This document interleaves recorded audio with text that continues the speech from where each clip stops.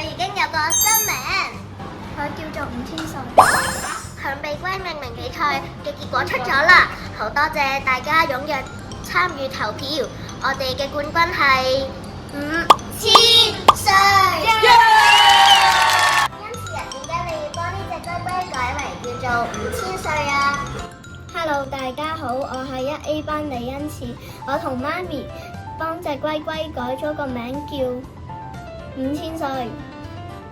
5係午時唱嘅5，亦都表示5嘅意思。5000歲代表5000年。改呢個名有2個意思，第一係祝願呢隻龜龜好長命，可以同我哋一齊長大。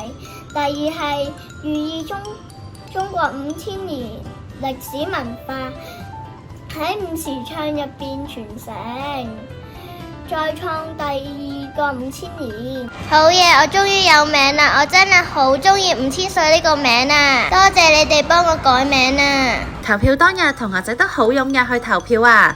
每個人都借住自己一票嘅力量，為盾臂龜揀一個最好嘅名。我哋根據票數揀出咗冠、亞、季及2名優異獎。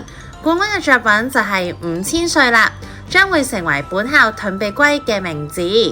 獎項會於稍後頒發。再次感謝所有參與盾臂龜命名比賽同埋投票嘅同學。